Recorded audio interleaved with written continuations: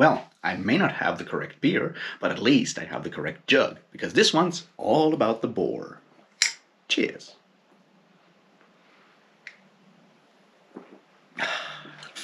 Welcome back, everybody, to me talking about books, and today we'll be talking about one specific book, and that book is Menewood by Nicola Griffith, which is the second book in the Light of the World series, a series of novels about Saint Hilda of Whitby, or Hild in this case. And it came out about a month ago. I am finally done with it. It's a wonderful book. I'll do the usual thing. I'll give you a quick synopsis, but because this is, the second book in a series, read the first one first, and, then we'll talk about what makes this book so good, why I like it so much, and some of the more deeper analysis of themes and stuff afterwards, which will be full of spoilers, at least in part. But then again, most of this story happened 1300, 1400 years ago,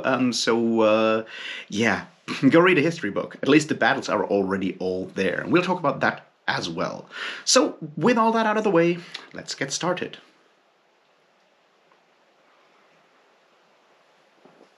Alright, so, Menewood does the take on where it starts, where Hild leaves off. That is, somewhere in the year 632 Common Era. With Hild, being happily married and so forth. It takes 2 years in which all of Hild's life gets turned upside down. People die, other people come to power, and so forth. This is the history. It becomes rather dark. This is a series for adult people.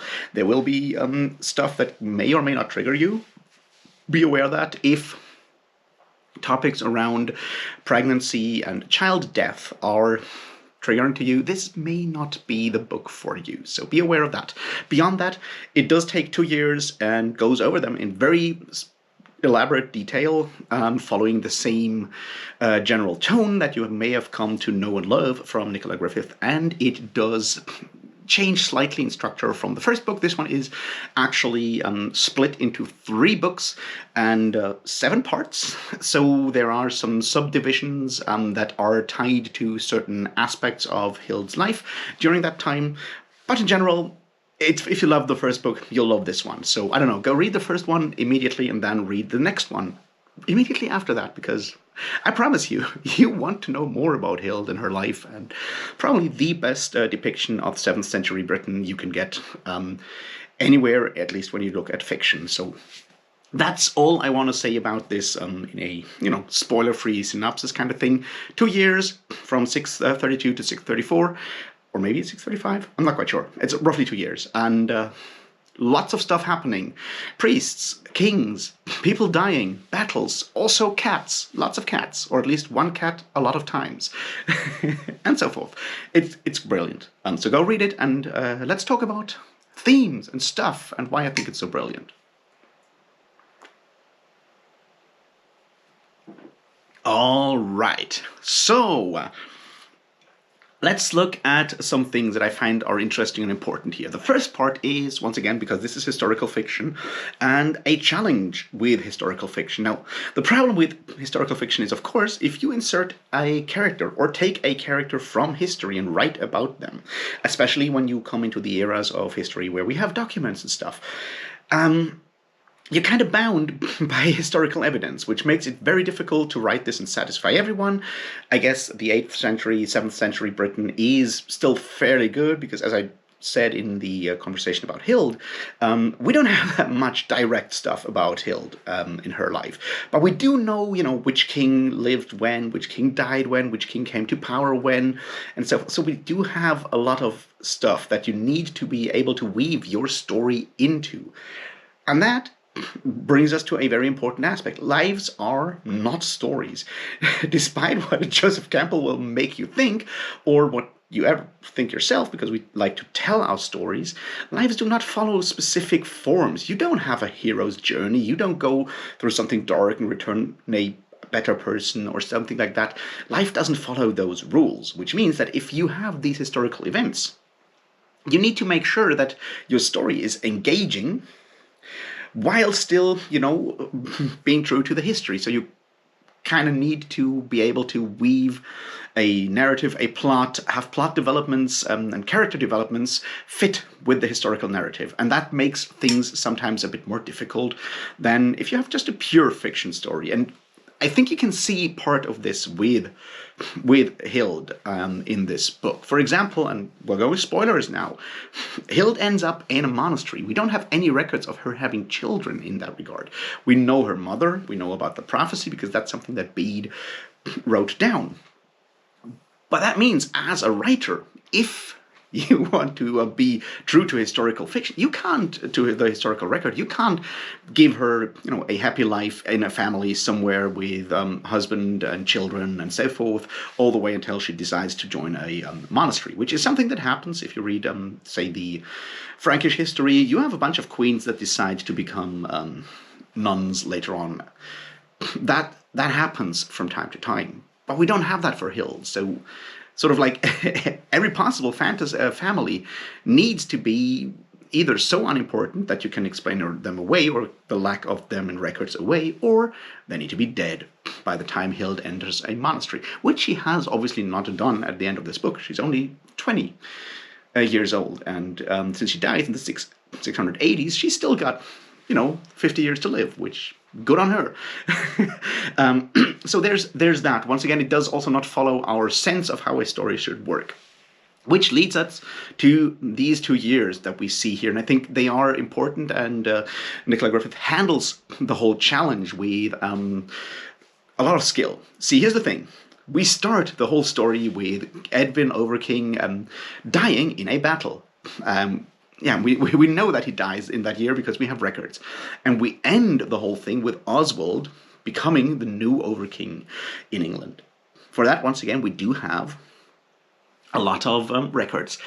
Now, what is interesting with these two is that Oswald is very much beloved of one big historian of the time, that being the Venerable Bede, despite being allied with the Celtic Christians, whereas Edwin was allied with the Roman Christians. And this is something that will come back. It's one of the big conflicts shaping British history around the 6th and 7th and 8th century, is that conflict between the earlier Celtic Christianity that is, comes with the Scottish, or the Scots as or well, in this case, Dalriada, coming from Ireland to Scotland with their, according to Bede, wrong calculation of Easter, whereas the Roman calculation and the Roman priests coming in a second wave to Christianize in the 6th and 7th century.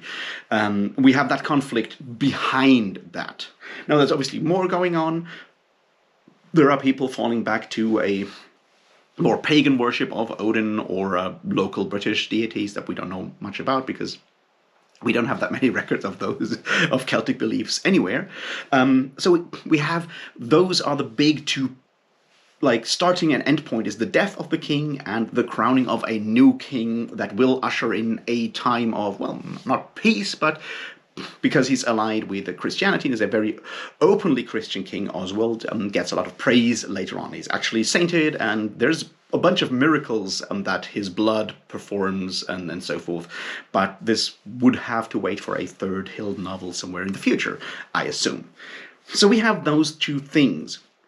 We also have Hild going through a similar thing, right? We start with her being pregnant with Cian's child, and then we see and watch her lose everything. Cian dies, her child dies, and then there comes that time of rebuilding to create a brighter future, which then coincides with Oswald becoming king and Hild having to figure out who she wants to be in the future. And that, I think, is a very clever way of dealing with it, because it does turn the whole thing into a story about rebuilding, or about reinventing yourself after a bitter tragedy. And I think that's the overall story. This is a hopeful story, even though it starts with some of the most unimaginable trauma ever. It is a hopeful story because it is, at the end of the day, about creating your own world, for forging your own destiny in a lot of ways. And that's something I want to come back to again and again during this discussion. So this is the overarching story. We start with terrible tragedy and we end in hope. It's not a hero's journey. It's a story about rebuilding. So let's talk about rebuilding. Let's talk about families and so forth, because this is also a book about families. Now, I know that within fantasy and science fiction and a lot of more genre fiction, the idea of a found family trope is very, very popular. And I understand why. There's a lot of reasons for that. I've got nothing against it. It's fine. However, it's also not very realistic, which brings us to the built family that I think is much closer to what we find here in Menewood. And that is, yes, you find people along the way that fit to you, but that's not where it ends. What then happens if you find people that you can, do something with, you need then to work on your relationships. You need to work on that and construct something together that may hold for a while or may hold forever. And Menewood is very much about this. We have people that are looking for leadership to Hild, having to take over and saving her life. Uladuz, her former slave, being one of these women that actually has a very direct conversation with Hild about this. We have other people that she then binds to her and has to, again and again, because she's a very headstrong character, and being a leader or being a headstrong character means that you sometimes want to control everything and want to keep everything going, and you need to build trust, but you also need to understand whom you can trust with whatever. And a lot of this book is exactly about it. So like learning to trust, learning whom to trust with what, and finding a way to, build something together, a future together. And I think that's what makes this book so different from a lot of historical fiction. A lot of historical fiction is about battle. It's about glorious war and cool people killing lots of people, and us having to understand that that's apparently still cool. It's why there's so much heroics in a lot of historical fiction. But building a future together is a very, very different approach. And this is a book about peace, mostly, about the need for peace, the hope for peace, which is why naming the book, well, not Hild, which was all about her. This one is Menewood, which is about her place, her future, her secret home that she creates. And once again, this is a deliberate creation. It's not finding family. It's about building a future, building family, and slowly making the people around her also happy. And I think that was a very deliberate choice. I think this is a book, well, very much about life and about the future, which, as I said, I very much appreciate. But it's also something we need to talk about for a moment here, which is obviously society. See, in medieval theology, medieval philosophy, you have the idea of like the three estates. You have the ones who fight, the ones who pray, and the ones who work, which is obviously the nobility is the ones that fight, the clergy is the ones that pray, and everyone else, peasants mostly, being the ones that work. And obviously in 7th century Britain, that has not yet been fully developed. But we can see these things slowly changing, because obviously that three estate system is very different from what you might see in a Roman Empire, or even a late Roman Empire, or the beginnings of, well, those times where late antiquity slowly morphs into early Middle Ages. And we see this here. We see these different people. We have the clerics becoming more and more of a force. In the first book, in Hild, it was mostly about the slow victory of Roman, or well, at the time victory or ascendancy of Roman priesthood and the more structured Roman priesthood over the Celtic Christianity. Whereas this book is more about the ascendancy of a Celtic Christianity over Roman Christianity. But we see the beginning importance of clerics as keepers of knowledge, as the people that can write, and because they can write and read, they can also transform messages. They knit this network of communication, which is fundamental if you want to actually do something more than just go and raid your neighbors. So we see how the cleric, how the clerus becomes what he is in a medieval world. We also obviously have the warrior caste, which is, kings and their Yusufs, their warriors. And the idea, Edwin was called Ringgiver. Ringgiver is obviously one of those words that we hear often as a title for kings. We find it in Beowulf and other documents of this early medieval period, which is you have a king, and he's king as long as he can pay everyone else and promise them money. But we see how this part of society is also slowly split off from the third part, which is obviously people that work. And we also have this. We have the people in Menewood working together. We have Rona the butcher. We have all these people that are the bulk of society. And what I found interesting is the conversations between Rona and Hild, and the conversations between Uladus and Hild about the different roles and the different responsibilities, which is for someone like Hild, who is part of the, elite, to actually, do the thing, which is, decide, take that responsibility so other people can focus on their skills. And we see that, and it's made very clear that it's not in praise of any specific group. Each of them contributes something, which I find interesting, because it's very easy, from our perspective, to look back and go like, well, all the peasants are, treated like shit, and the kings are kind of dickheads, and the priests, we never trust priests because we live in a post-organized religion kind of time. But this is closer to the ideal of that three estate kind of system. We see how this kind of evolves naturally in that time, which I think was a really powerful thing for me to realize how that works. There's more, obviously. We need to talk about relationships for a moment here, which I once again loved here. There's romance in this book, and I think it's done incredibly well. It's done very tenderly. And most of it, not all of it, is also queer, and I love that.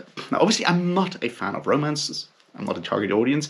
I'm also not queer, but from what I can see, the way it is just natural, the way Hild has her relationship with Rona, which starts and is wonderful for a time, and then it kind of breaks apart because people sometimes are too different to stay together forever. People change or don't want to change, and the way that was handled I found really, really touching.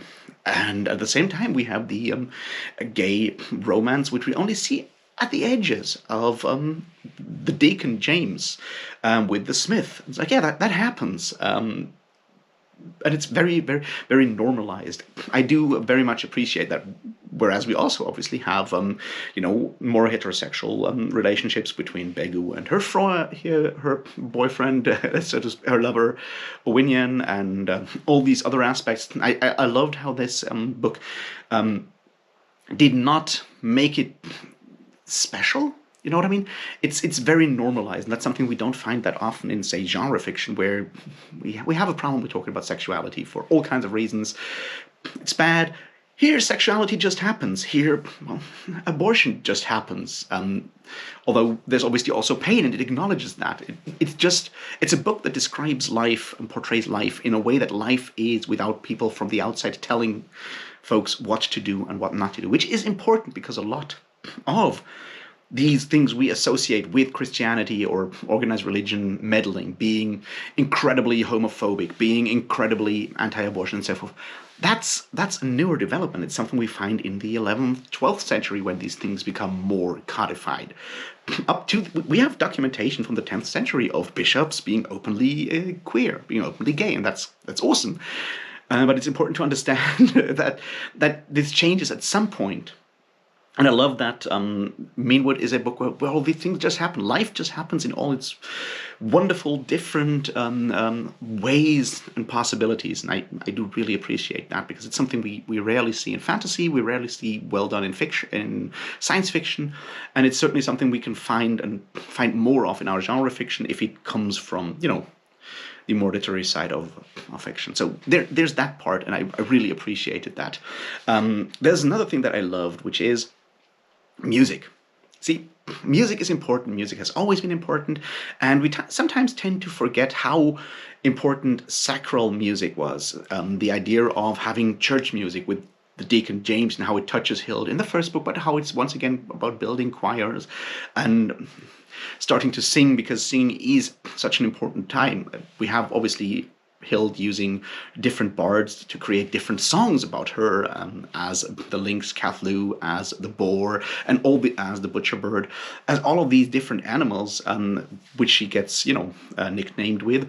We have the importance of song there, but we also have the importance of, or the impact that a more sacral music can have, which was interesting because yesterday I went to a church. I haven't been to a church for a long time. I'm not a religious person, but there was a choir concert, a choir singing in a church, and it has a very unique atmosphere. It reminded me powerfully of, Hild, which I had just finished at that time, and I'm like, well, I get it. I get the excitement for this kind of music because it's beautiful, is what it is. And I did really, really appreciate how music kind of comes into that. Another thing that I really appreciated, and I think is once again well done, is nature. I've said it before, Nicola Griffith knows how to write nature, knows how to write the observing of nature. And the way it is used in Menewood for Hild, how she takes her observations of animals and so forth, how she takes these observations, learning from nature, and uses it to teach people how to build strategy, how to see, how to form their own way, I thought was really well done, because it's not just observing nature. There's a learning process that ties back into how the story is told, and that I found was really well done.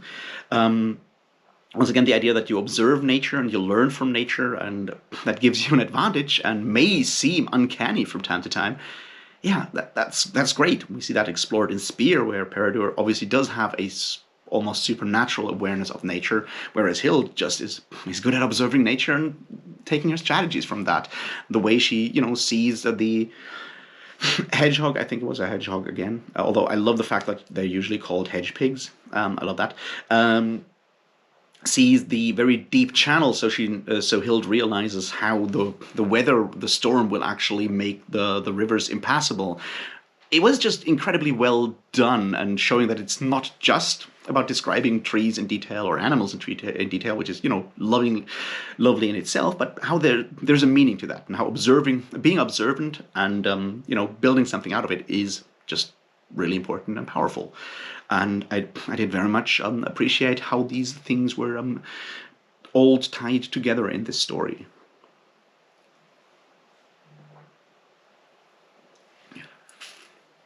Which brings us slowly to the end of my discussion of Menewood.